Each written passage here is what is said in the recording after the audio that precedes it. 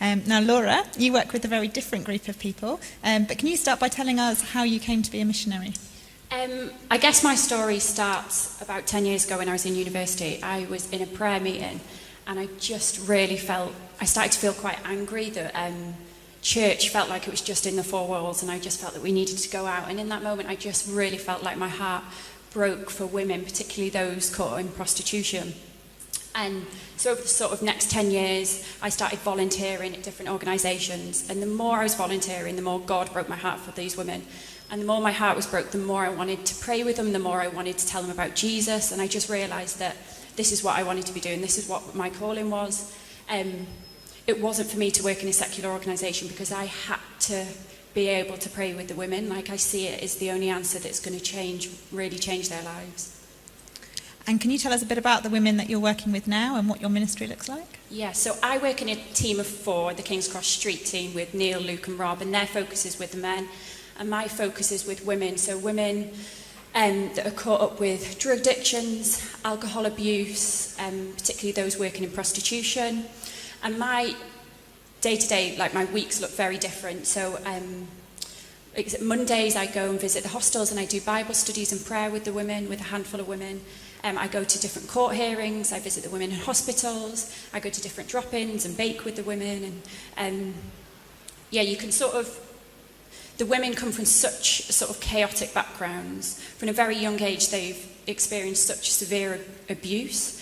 So along with them being chaotic, it means that sometimes the job can seem a bit chaotic. And the women that you meet with, are they all, do you deal with them all in a similar way, or are there different groups of women that you kind of deal with? Although they're very different, you could sort of put them in sort of 3 categories almost.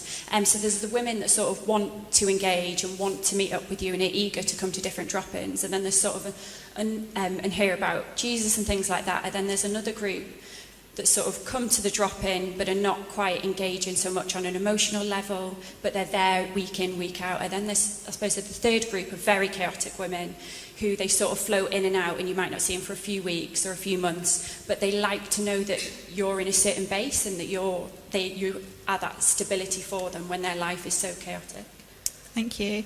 And as you've been working with these women, Laura, have there been any encouragements that you can share with us?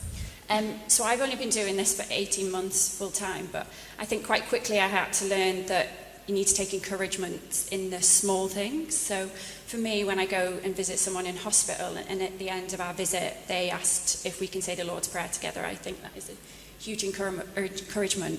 But when I was thinking about the encouragements over the past 12 months, one huge one is with a lady that she became a Christian 15 years ago in prison, came out of prison, and for a year was doing really well, was going to church, but unfortunately wasn't being supported and wasn't being discipled. So after about a year out of prison, fell back into drug and alcohol abuse and started working in prostitution in order to fund her habits. Fast forward sort of 14 years. Me and a volunteer went into a hostel and asked if anybody wanted Bible studies, and just said what we do, and we're about King's Cross, and she straight away asked if we'd go there weekly and read the Bible with her and pray with her. So we spend a few hours every Monday afternoon meeting with her. And over the past 12 months, she's reduced her drug intake by half and her alcohol. She's no longer working on the streets as a prostitute.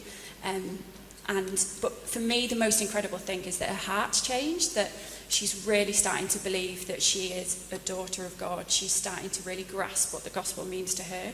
And so, like, to the outsider, she's still taking drugs, she's still drinking, but her heart's changing, and slowly God is, like, incredibly working, transforming.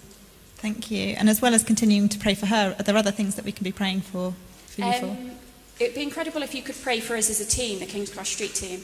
We're in a sort of period of transition. We're just getting a resettlement project for men who are homeless on the street, and we're sort of in a time of change. So I think it'd be really good if you could be praying for wisdom over the next year to know where we should be investing and spending our time. The street community in King's Cross is huge, and there's so many women and men that we could be seeing constantly, but I think we just need wisdom as to know where to invest our energies.